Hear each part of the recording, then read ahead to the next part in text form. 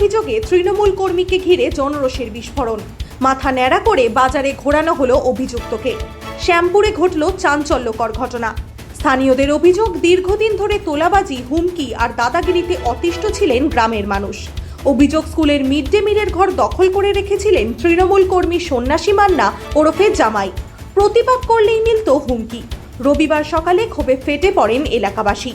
অভিযুক্তকে ঘর থেকে টেনে বের করে মাথা মুড়িয়ে নাউল বাজারে ঘোরানো হয় বলে অভিযোগ। ঘটনায় এলাকায় ছড়ায় ব্যাপক উত্তেজনা। প্রশাসনকে জানানো হয়েছিল, কিন্তু এখন দিকে দিকে দেখতে পাচ্ছি বিভিন্ন প্রান্তে প্রশাসন না কাজ করার পরিপ্রেক্ষিতে আমরা শত শত গ্রামবাসীরা আজকে এই দুর্নীতিমুক্ত করার জন্য এইসব আধার কার্ড, ভোটার কার্ড, আধার কার্ড, রেশন কার্ড সব উদ্ধার করেছি, ব্যাংকের বই।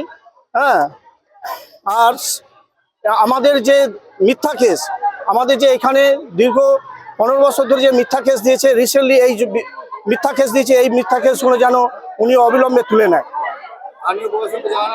হ্যাঁ হ্যাঁ, অবশ্যই জানানো হয়েছে, এসেও ছিলেন। ঘর থেকে উদ্ধার হয়েছে জব কার্ড, রেশন কার্ড, ব্যাংকের বই, 100 দিনের গ্রুপের খাতা, এই সমস্ত উদ্ধার হয়েছে ওনার ঘর থেকে।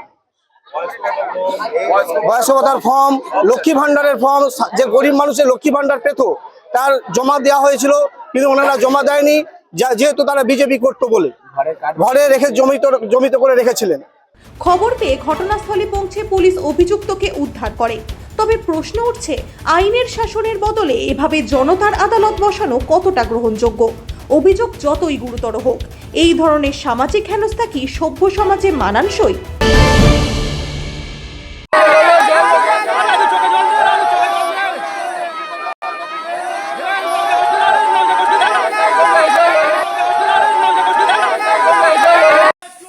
সুন্দর নেতা, সব থেকে সুন্দর নেতা।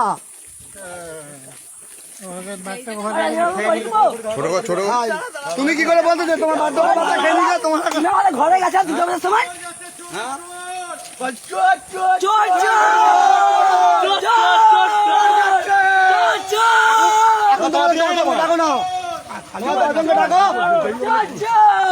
কত তোমার লোক ছিল বা ডাকো না দেখি সব সত্যি মিথ্যা আছে।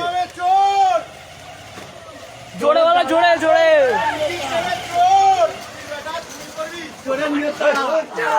ভাষা নয়, ভাষা নয়। আবার কি নামাজ স্কুলে নিয়ে যাবে?